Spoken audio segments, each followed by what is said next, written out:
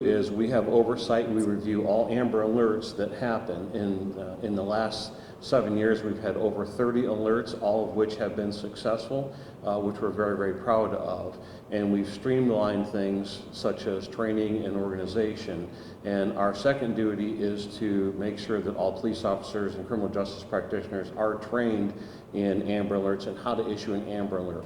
Several years ago, we found out during an Amber Alert that there was one of the challenges, and that was that the family of the victim had some challenges, and there was an altercation that took place. And as a committee, one of the things we decided to do was offer a victim's advocacy component to Northeast Ohio Amber Alert. And so in 2018, we presented at the Ohio Attorney General Conference to this regard, where we talked about doing that along with what the Amber Alert Committee does. At that point, Portage County was not a member of our group. They asked us since then to jump on board because of that. And so now they are a member of our team, which is really, really good. So starting in 2018 was the creation of the Cleveland Family Center for Missing Children and Adults, aka Cleveland Missing.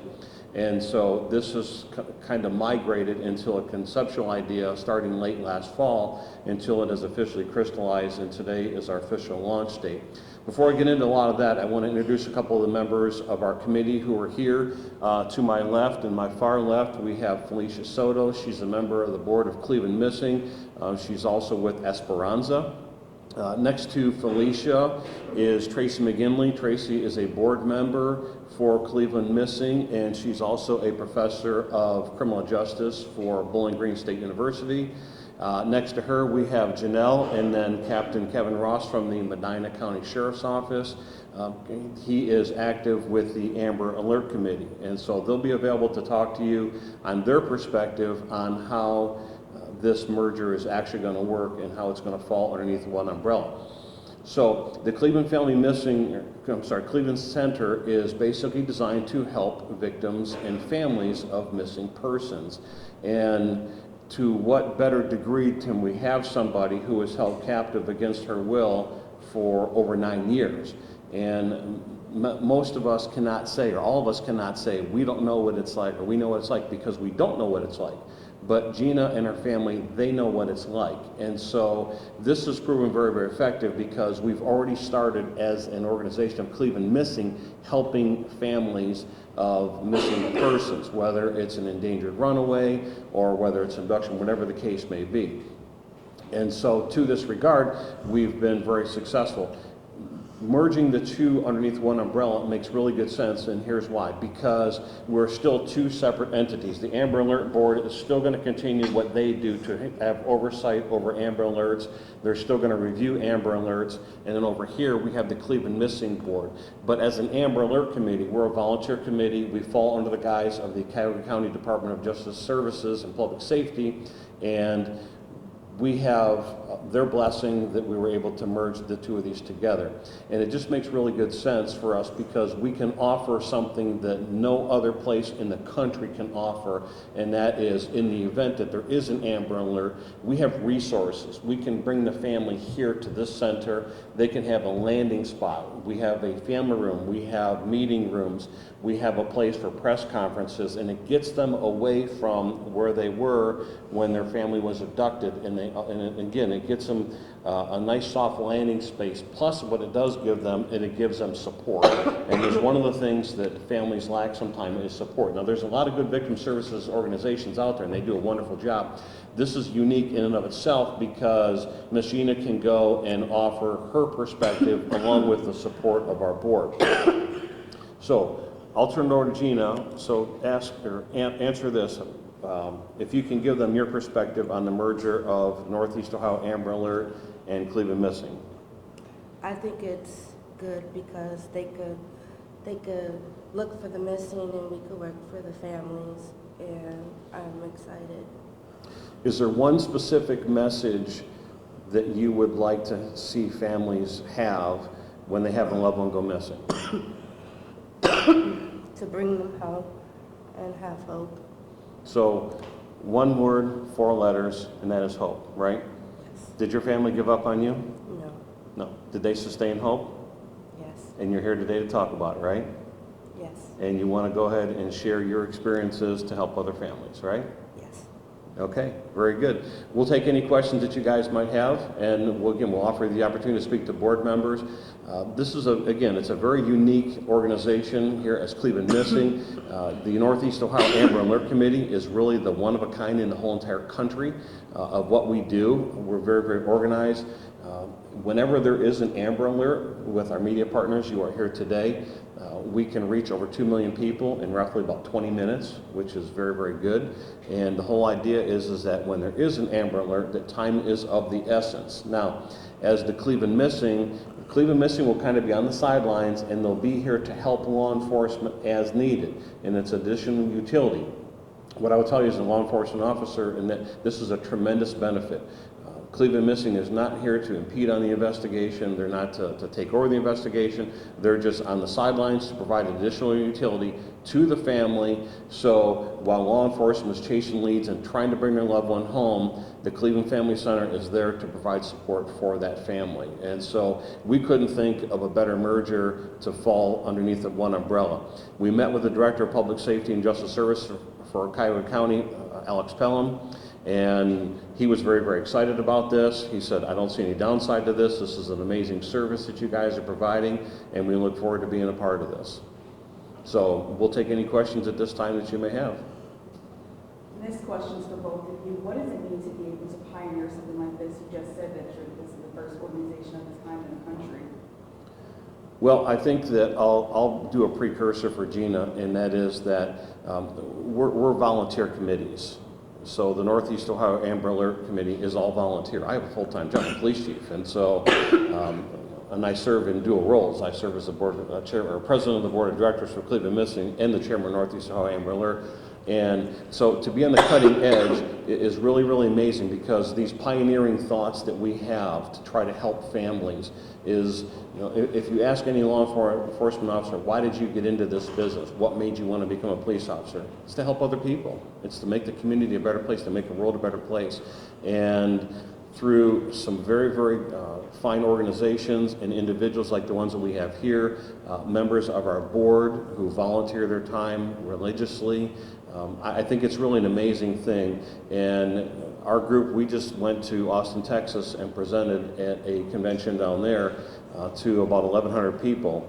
And one of the big questions is, how do we start an organization like this in our community? And it's not an easy thing to start. The Cleveland Family Center is a nonprofit organization. We need funds to run the organization. We need funds to go ahead and hire personnel. And we're brand new, and so we're basically from the ground up. But when you have a group of individuals who are committed to something, who are dedicated to something, like her, she has taken what has transpired in her life.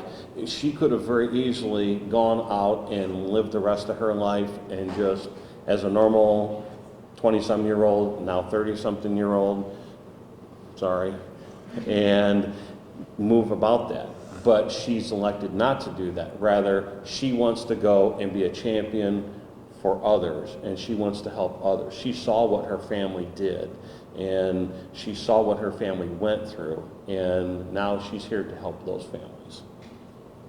I'm going to step in here. Is that okay? I'll bring a chair so I'm not standing above everybody.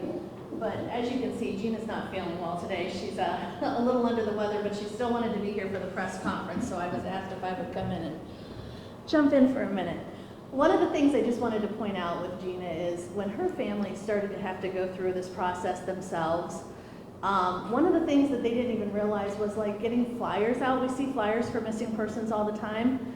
That's often at the expense of the family members themselves. They oftentimes don't even understand. Gina's family put their home phone number on there. Do you know how many strange people call when you put your home phone number on there? So it's reasons like that that being advocates for the families of the missing persons is so important, and why this connection really makes a lot of sense. Anything you want to add on that? She said it really well. And when you start helping families immediately? We've already started helping families, actually. We've had several that we've helped along the way. Today is actually technically the first day that the two, the Northeast Ohio Amber Alert and Cleveland Missing are all underneath one umbrella. And, in a perfect world, we would have no more missing Amber Alerts or anything of the sort, but we're going to have them. And so we're fully prepared and ready to execute. Families who have loved ones who are missing are welcome to contact us. Even if it doesn't fall under the guise of an Amber Alert or an endangered, we're still going to help them. Even if it's a runaway, we're still going to help them. We're not going to turn our backs on them. We saw this several months ago. There was a man and a woman missing from Lorain County, and unfortunately the result was not what we had wanted, and it was very, very horrible for the family. But despite that, we were able to go and provide them with a service. And the day before Nathan was found deceased, a number of us went over to the east side of Cleveland, went door to door, passed out flyers, and because this is where the family thought that they may have been, and we just tried to raise awareness. But I think that the key takeaway from this door to door that we did was the fact that Gina's dad, Felix, was there, and Nathan's mother was there, and he went up to her and he hugged her and he said, "We're not giving up hope. We are here with you until your son is found. You can count on that." He said, "I did not give up for 9 years. We're going to stay with you as long as it takes." And that's a really powerful statement to say to a family, because he and his family have the experience of what they went through. And it really helped that family tremendously. And so we've had several other cases to this regard where we've gone and helped the family. And I think that that's really, really important, because it provides them a medium, as Tracy had said, of making copies, a place where they can come, phone calls, whatever it is, and we can help them with our experience, because our board is very, very diverse. And we have law enforcement, we have private sector, we have social service people on there, we have people in the medical field, the educational field. There's quite a bit on there, and everybody offers their perspective. And together, it's a very good conglomerate. And again, a service like no other. And so we're on the cutting edge for Northeast Ohio, the greater Cleveland area, and we're very, very excited about this. Is there anything else you all would like to add? I just want to add that being a board member, I honestly feel honored to be on this board, and I can say that working with Gina, it's truly a remarkable opportunity, because she has done so much and overcome so much in her own life. And for her to now realize what not only she went through, but what her family went through, and to want to help others, especially those family members. I mean, I think that takes a real dedication and a really strong person. So I just would like to point out just all that Gina does, and the fact that she wanted to start this organization with her cousin, I think is remarkable. So. And what's your name? My name's Tracy McGinley. You're welcome. So we would encourage you to speak to some of our board members here to offer their perspective. They would be happy to give a one-on-one. I just volunteered them. And so, but I think that it would be really good, because again, we have such a good dynamic of people who are all committed to helping other people. And so I think that the message of hope is what you want to deliver the most. Is that right? It is. Okay, we'll take any other questions if you have them. Gina, I know you're having a tough day with your speaking, a little cough. If I remember your case, the girls were able to hear news reports on anniversaries and everything like that. You knew people were looking for you still. Did that help, or how can that help victims to know that people are still searching? Well, we had TVs in our room, so that's how I was able to see my parents all the time. So me seeing them gave me hope when I didn't, like when I was down or whatever. Gave me that much more hope. So that's why I tell other families to do the interviews, because they don't know if their missing loved one has a TV in their room. Thank you. Very well said. You have a message for someone who's watching right now. What's your message for those people right now? To not give up and continue on having hope.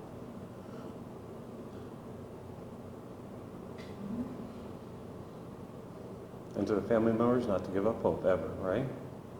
Never give up hope. All right, thank you. Any other questions, guys? Again, I would encourage you to talk to some of the other board members who are here. If you want to talk to them independently for your story, that would be great. And I think that they will offer a very good perspective for you. But otherwise, we appreciate you coming. We appreciate the coverage.